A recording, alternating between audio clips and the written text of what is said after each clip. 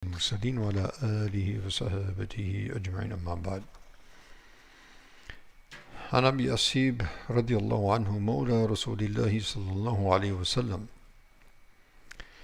قال رسول الله صلى الله عليه وسلم أتاني جبريل بالحمى والطاعون فأمسكت الحمى بالمدينة وأرسلت الطاعون إلى الشام فالطاعون شهادة لأمتي والرحمة والرجس على الكافر.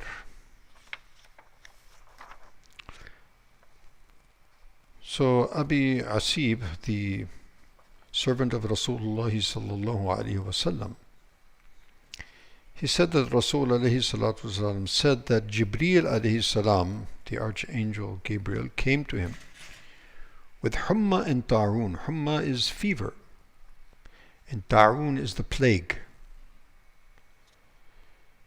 So Rasul alayhi salatu wasallam says, I took the Humma, I took the fever and kept it for Medina. And I sent the plague to the Balad al-Sham, to the area of Sham, which includes all of that area, what is known in the West as Levant, Palestine, Lebanon, Syria, and that whole area.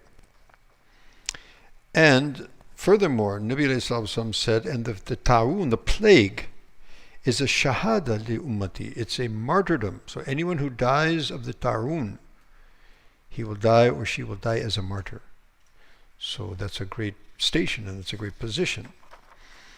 And a mercy from Allah subhanahu wa ta'ala. However, as for the kafir, for the disbeliever, it will be a rijz, it will be just a total and complete adhab and nothing more.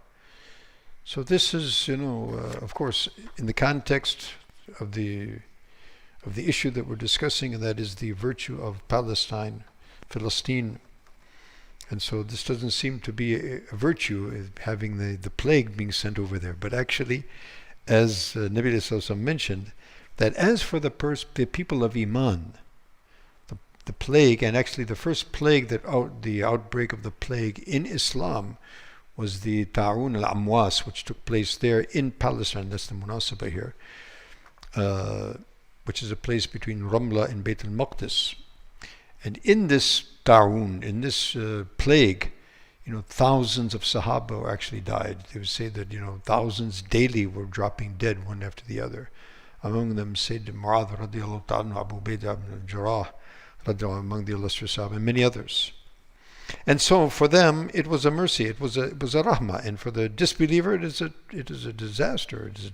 It's pain and destruction in this world, and in the hereafter they'll have to meet their miserable fate there as well. Now, this also, if we reflect on this is not simply, the humma, and also this humma, by the way, the fever that actually, it's also known as waba in Medina. Before it was known as Yathrib, and it was known for its fever. And people used to get sick and get fever, and sometimes they would pass away, in fact. So Nabi alayhi further made dua, and ultimately that humma, or that fever, that waba, was sent to a place called Juhfa. And so then Medina became, free from that problem. However, not only is that true in terms of the ta'un, that it's a mercy and it's a martyrdom, but in fact Nabi sallallahu alaihi wasallam mentions that just about anybody who dies other than a natural death is going to die the death of a martyr. The person who dies in a fire, he's a martyr. The person who falls off from a high place, he's a martyr.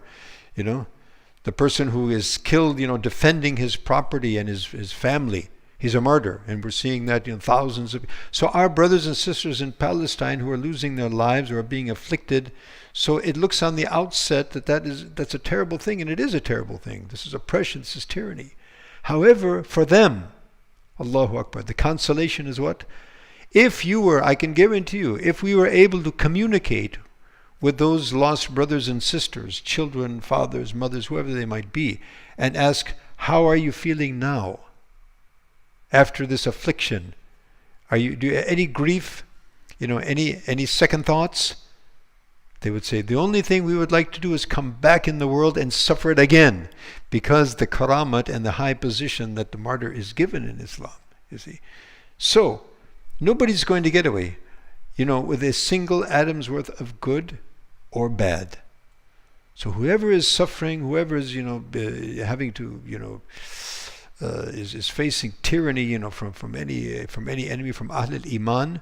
So obviously this is an injustice, and it's to be addressed. At the same time, it is all in this overall and overriding scheme of Allah subhanahu wa ta'ala. And ajaban li amril mu'min fa innahu kulluhu khair. Very amazing is the affair of the people of Iman, because everything that happens to them, it's good for them. If it's a problem, they make patience, it's better for them. If it's something that they like, it goes along with their nature, with their desires, it's better for them. So may Allah subhanahu wa ta'ala make us among the people of Iman and save us from all types of calamities of this world now and the next world, and give us afiyah, tamam and afiyah. However, the world is a test and trial. Whatever test and trial that we are faced with, may Allah subhanahu wa ta'ala give us the forbearance to face it properly and appropriately. Ameen thumma ameen wa akhir da'wana alhamdulillahi rabbil alameen.